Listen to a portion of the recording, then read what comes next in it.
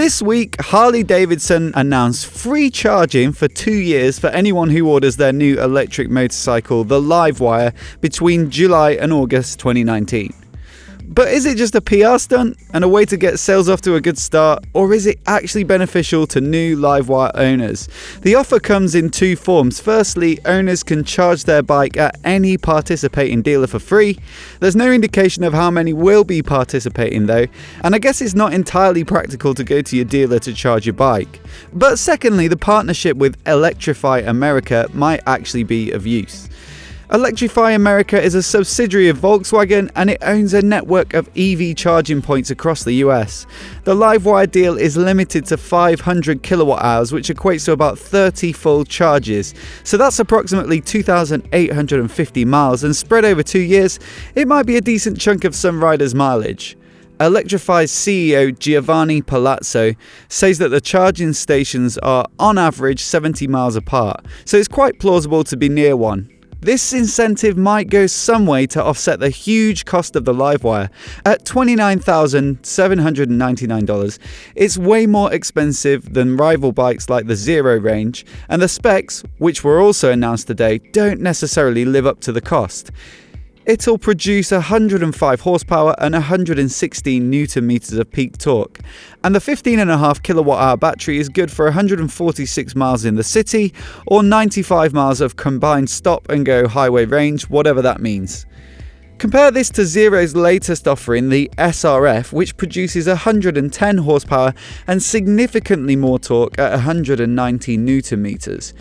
It has fairly similar battery and range figures, but the standard model is over $10,000 cheaper than the LiveWire.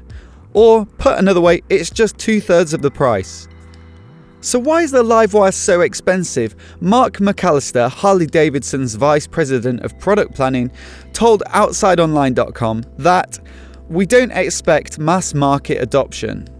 Outside Online go on to list the significant costs of developing a new motorcycle, including parts and materials, research and development, new production processes, equipment, facilities, and employee training. So it's expensive, but they're not expecting to sell many, so each one has to be sold at a high price. Rather than being a sales hit, the LiveWire is really intended to pave the way for future electric motorcycles from Harley by introducing the idea. McAllister went on to say, the LiveWire is the beginning of a portfolio of electric motorcycles. We see this portfolio ranging from a few $1,000s all the way up to the LiveWire. So whether the LiveWire will be enough to inspire a whole new generation of Harley customers is something that will only play out in time. But I'm always excited to see manufacturers attempt something bold. Perhaps once the initial development costs have been swallowed up and the electric motorcycle market starts to scale, Harley will be able to produce something more affordable to compete with the specs of bikes from the likes of Zero. With Triumph's development of their electric offering underway and the Japanese Big Four manufacturers collaborating on battery tech, it's going to be interesting to see how this all plays out. Who do you think will win in this electric motorcycle Game of Thrones? So many different approaches, so which is most likely to succeed? Or will the electric market be big enough to accommodate everyone? Let me know what you think in the comments below, and if you're new here and you want to see more videos like this, hit subscribe and I'll catch you next time.